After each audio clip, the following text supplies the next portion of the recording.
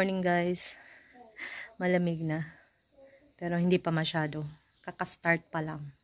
Late ang Chitwan. Winter. Foggy na.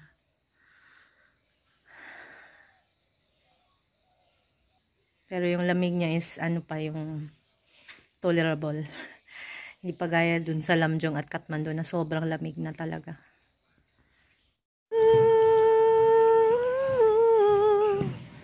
If the party was over and our time on earth was true. Go down.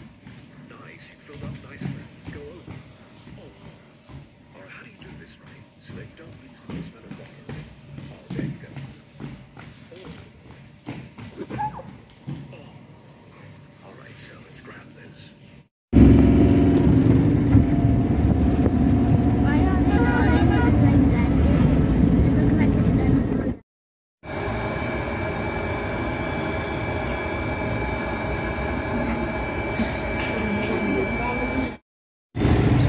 Show me your teeth lang, ha?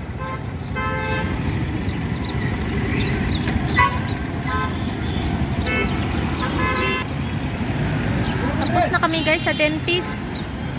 Nagubag man na po niyang ngipon eh. Nag-swell ba? Balik kami after 3 weeks.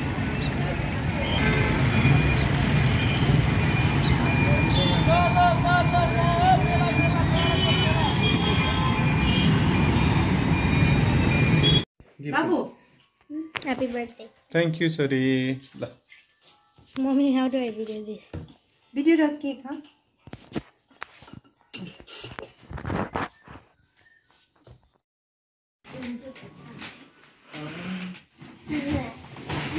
No, it's for me. You like it? Oh, you bought this? Yeah, for me. Oh, it's so nice. This is yours.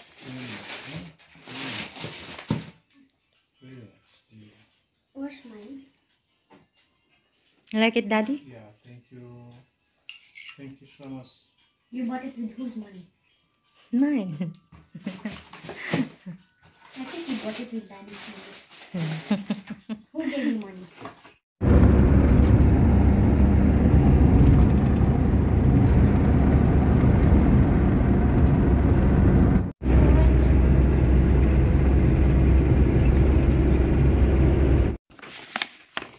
Good morning guys. Karating ko lang galing school. Gusto ko lang mag-thank you sa ating sponsor, si Ate Tere from Canada. Pinadalhan niya po ako ng pera para sa gamot ko. Ayun. So babalik tayo ng doktor, magpa-check up tayo pagkatapos ng ng aking gamot. Pero baka magpa-check up na ako after 2 days guys kasi nag-mens na ako tapos sobrang lakas. Nakapuno ako isang diaper kagabi. So, magpapacheck up ulit tayo. And thank you so much, Ate Tere. Thank you so much, Te. From the bottom of my heart, sa binigay niyo po sa aking grasya para sa aking gamot. So, thank you, Te. Love you. So, ayan guys. Ang pinadala ni Ate. So, meron na tayong pampacheck up. Pambili ng gamot.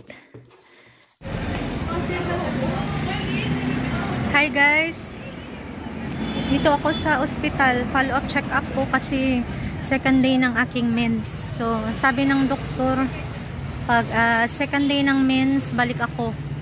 Then, manghingi na lang ako din ng reseta ng gamot. Kasi paubos na yung gamot ko.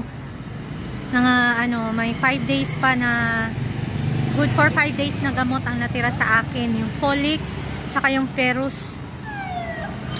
And then, ayan, dito ako sa hospital. Dito yung hospital. Private to guys, pero parang hindi private. Samudai. Bharatpur, Samudai. Ayan. So, dyan sa first floor yung, OPD. Dito din ako guys, na-admit. Yung inanuhan ako ng dugo ba. Dito din. Maliit lang siya, tsaka luma na din. Pero okay naman ang mga doktor dito. Ayan, may mais. Yun? Yung sinugbang nga mais ba? Kaso matigas. Matigas. Hindi ko kayang nguyain. So wala pa yung doktor, alas 3 na dito ng hapon, wala pa yung doktor ko, kaya lumabas muna ako para mag-vlog. So ayan, dito tayo sa Chabiscuti. Dito ako bumababa guys, doon lang sa ano, tawid dyan, may corner dyan, dyan ako sumasakay papuntang Patihan. So ayan, nainis ako today kasi ano, wala na namang pasok. Diyos ko, yung mga bata wala na namang pasok kasi may namatay sa ano, representative yung sa Congress guys. Diyos ko Lord, nasa school na kami ng mga bata, tapos biglang antay-antay muna kasi mag-a-announce ng walang pasok. Adi, ayun, nagpalakpakan ang mga bata doon sa assembly. Imbis na mag-mourn, ano, nagpalakpakan. Sabi ko, ano ba yan? Lagi na lang kayong holiday. Sabi ko kay Asta. Wala nang, ewan ko anong natututunan ng mga anak ko. Sabi ko sa kanya. Sabi niya, ano, lahat daw ng school walang pasok. Government school lang walang pasok. Private meron. So, ang lakas ng dugo ko. Tapos, ano, nagantay kami doon sa school. Nagantay ng announcement. So, mga 1 hour bago pinauwi kasi nag-assembly pa ulit. Init-init sa school, nag-assembly pa. Assembly pa, tapos hindi ko alam kung anong pinagsasabi nung ano, nung vice principal doon. Hindi na lang pinauwi agad yung mga bata at kailangan pang ganyan-ganyan mga yan. Dami nilang pinagsasabi, uy. So yun nga, wala na namang pasok. Diyos mio, Marimar. Natatawa na lang ako guys na naiinis. Kasi iniisip ko, ililipat ko yung mga bata. Ano na naman, panibago na naman, no? Tapos si Sanel, hindi na magandang ilipat kasi nga class 7 na siya. So, class 8 next year, mag-i-exam na siya guys. Yung government exam nila. So, ganitong taon, ganitong level ng, ano, ng grade, hindi na magandang ilipat. And then, ayaw niya ngang lumipat kasi nga may mga kaibigan na siya dyan sa eskwelahan. And si Babo din, masaya na siya dyan. Pag ilipat ko naman si Babo na siya lang sa private, hindi rin maganda kasi magiging malungkot din si Babo pag hindi niya kasama si Sanel. So, dyan na lang muna silang dalawa, tiisin ko na lang. Kasi masaya naman ang mga bata. Tsaka, sa ano na lang siguro, pag college na lang babawi ng magandang school ba guys. So, si Buwa ay mag-isa doon sa village, guys. May winter vacation na parating. Siguro uwi kami ng mga bata. Si Ama ay andun pa rin sa city, sa Kathmandu. Hindi ko alam kung bakit hanggang ngayon hindi pa siya gumagaling. Ang lamig-lamig doon, guys. Mas malamig kesa Lamjung. Ang lamig-lamig na nga sa Lamjung. Mas malamig sa Kathmandu. Hindi ko alam kung paano siya nagsusurvive doon. Pero siguro, kasi okay lang. Kasi wala siyang ginagawa dun sa Kathmandu. Doon siya kay Subashi. So pagkain, walang problema. Kain tulog lang siya doon. So andun pa rin siya. Si Buwa lang mag-isa. Ay nako. Si Buwa magrereklamo na naman yun. Na dalawang anak niya. Tapos wala siyang kasama doon. Sarili niyan, ano, sariling luto, sariling kain niya doon. Magrereklamo na naman yun. Bahala sila. Bahala sila dyan. Kasi ako nagpapagaling din ako sa, ano ko, sa sakit ko.